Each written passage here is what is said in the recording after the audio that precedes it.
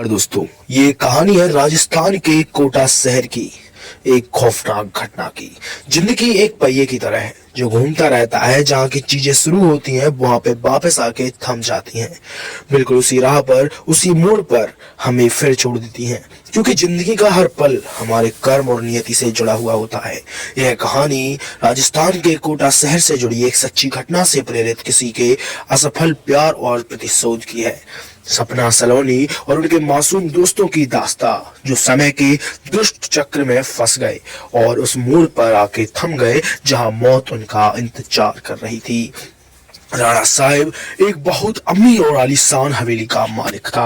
उन्हें अपने से 10 साल छोटी उम्र की लड़की से प्यार हो गया था, लेकिन वो लड़की राणा साहब को अपने प्यार के मायाजाल में फंसा के उनकी जायदाद को छीन लेना चाहती थी। एक बार उस लड़की ने अपने प्रेमी के साथ मिलकर राणा साहब को मार मार कर जिंदा जमीन में गाड़ दिया। राणा साहब चीखे चिल्लाए, लेकिन उस लड़की ने उनकी एक ना सुनी।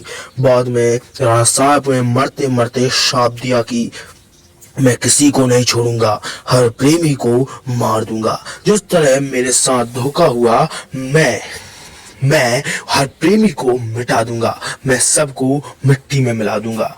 और राणा साहब की मौत हो गई। उन दिन के बाद वो जगह और वो हवेली शापित हो चुकी थी।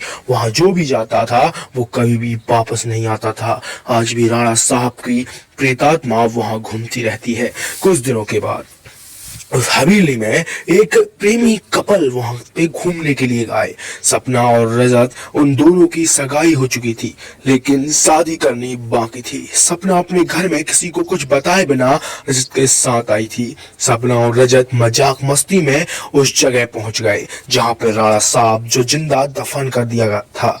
अचानक रजत उस जगह पे गिर जाता है और उसका पैर जमीन के नीचे घुसने लगता है। वह देखकर सपना डर जाती है और मदद के लिए चीखने चिल्लाने लगती है, लेकिन कोई भी उसकी आवाज नहीं सुन पाता।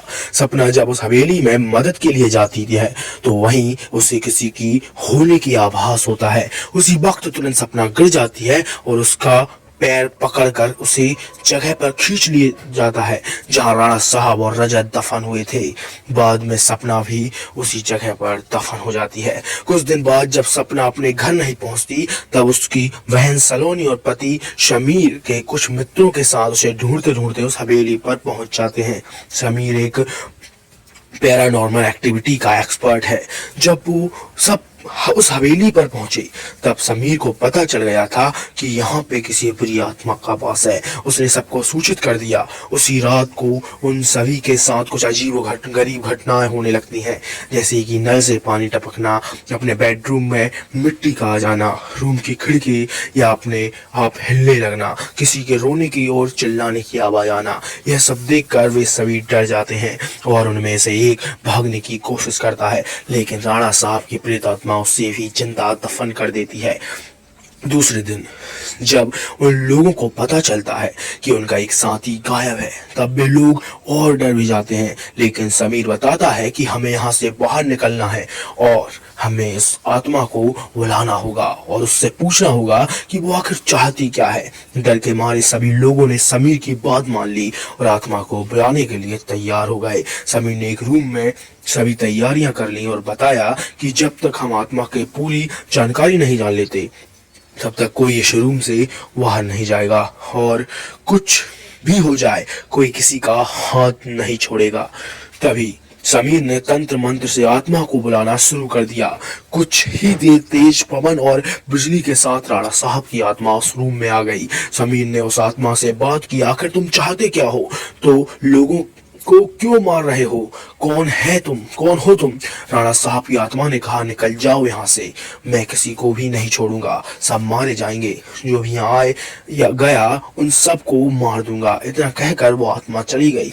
वो लोगों ने बाद में सपना की आत्मा को बुलाया और पूछा आखिर उसके साथ हुआ क्या था। सपना की आत्मा मैंने उन सभी को सारी हकीकत बता दी। बोली, मुझे राणा साहब ने जमीन के नीचे दफन कर दिया है, प्लीज मुझे यहाँ निकालो। सलोनी ने अपनी बहन सपना से पूछा, राणा साहब की आत्मा को कैसे मारा जाए? सपना ने बताया कि जहां राणा साहब ने हम सबको दफनाया है वहां पास में माता जी का त्रिशूल है।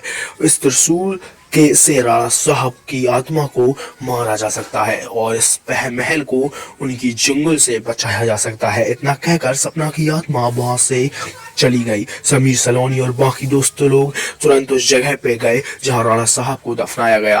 राणा साहब की आत्मा ने उन सभी को त्रिशूल के पास जाने के लिए रोका, लेकिन सलोनी की तरह उस त्रिशूल के पास पहुंच गई और उसी त्रिशूल से राणा साहब पे वार किया। कुछ ही देर में राणा साहब और उनके साथ वो सभी आत्माओं को मुक्ति मिल गई जिसे राणा साहब ने दफनाया था। दोस्तों, आपको ये कहानी कैसी लगी प्लीज हमें कमेंट में जरूर बताना और ऐसी और कहानी के लिए सब्सक्राइब कर लेना।